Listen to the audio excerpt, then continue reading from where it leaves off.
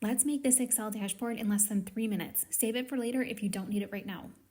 First, I need to select all of my data. So I'm hitting Control Shift, right arrow, and then down and going up to Insert Pivot Chart on Existing. I already want it here, so I'm going to pick Existing and then pick the cell where I want it to go. Then hit OK, and there it is. We want to see total sales, so sales goes in values, and then we need the item name or vehicle name in the row, and then the legend is going to be the quarter.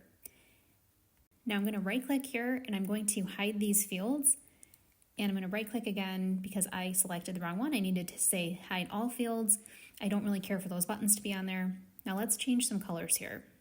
I just changed the background to a light gray by right clicking, and then you can change the color of each of the bars.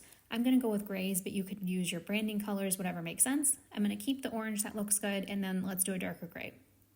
Now it's easy to see between the quarters because they're all different colors, and then let's add a title at the top. I'm going to do Emerge and Center because there is no filtering, so that doesn't cause any problems.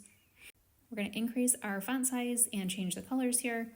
You can insert titles on charts, but because there's multiple charts, I tend to prefer to have one main title at the top. Next, we need to insert the slicer. This is what's going to give you those buttons of the rep names at the top.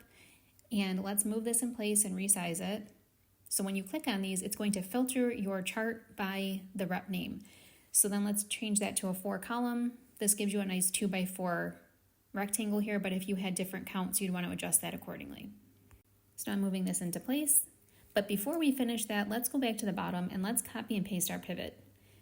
So I'm going to show the field list again because instead of quarter for the bottom one, I just want it to be the overall sum of sales.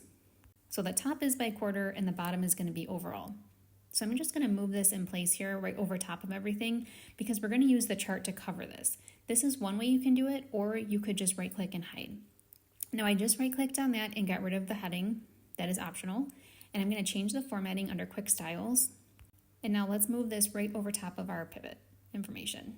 And we're going to resize a little bit.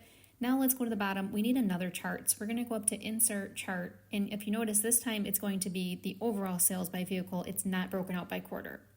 So you could change the title here if you want. This is how you would do it if you wanted to use the chart titles. Again, let's right click and get rid of those buttons.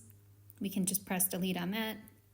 And then same thing, let's make these colors match the above. So you could go with orange, black, whatever makes sense here. Orange is easy. And then I'm going to just right click to show you how you can hide this instead of putting the chart over it. So you got two different options there. Now pick the rep and test it out.